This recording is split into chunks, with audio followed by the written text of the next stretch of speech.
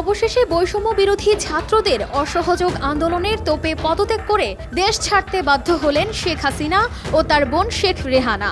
বেলা 2:30 নাগাদ সামরিক হেলিকপ্টার 7682 নিয়ে সপরিবারে গণভবন থেকে বেরিয়ে যান। পরবর্তীতে ভারতের আগরতলার উদ্দেশ্যে দেশ ছাড়েন বলে জানায় বার্তা সংস্থা এএফপি এবং বিবিসি। সূত্র জানায়, দেশ ছাড়ার আগে হাসিনা একটি ভাষণ রেকর্ড করে যেতে চেয়েছিলেন, কিন্তু সেই সুযোগ তিনি পাননি। এছাড়া সোমবার বিকেল 4টা নাগাদ সেনাপ্রধান জেনারেল ওয়াকারুজ্জামান প্রধানমন্ত্রীর পদত্যাগের বিষয়টি সংবাদ মাধ্যমে দেওয়া ব্রিফিংয়ে নিশ্চিত করেন। আমরা একটা সুন্দর আলোচনা করেছি। সেখানে আমরা সিদ্ধান্ত নিয়েছি যে একটা ইন্টারিম গভর্নমেন্ট আমরা ফর্ম করব এবং ইন্টারিম গভর্নমেন্টের মাধ্যমে এদেশের সমস্ত কার্যকলাপ চলবে।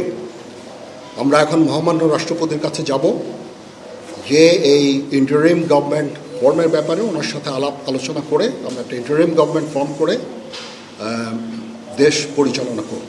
এদিকে নিরাপত্তা বাহিনীর ব্যারিকেড ভেঙে বেলা 3টার দিকে গণভবনে ঢুকে পড়েন আন্দোলনকারীরা। তার পদত্যাগে রাজধানী জুড়ে আন্দোলনকারীদের উল্লাসে ফেটে পড়ে। বার্তা সংস্থা বিবিসি বলছে, অনেকেই গণভবনের ভেতরে ঢুকে ভাঙচুর করেছেন। চেয়ার টেবিল সহ বেশ কিছু জিনিসপত্র নিয়ে বের হতেও দেখা যায়। আবার অনেকের হাতে গণভবনের পুকুরের মাছ দেখা গেছে। কেউ আবার পুকুরে নেমে সাঁতার কাটতেও দেখা গেছে। এর আগে কোটা সংস্কার আন্দোলনের সময় শেখ হাসিনার দেশ ছাড়ার গুঞ্জন উঠে।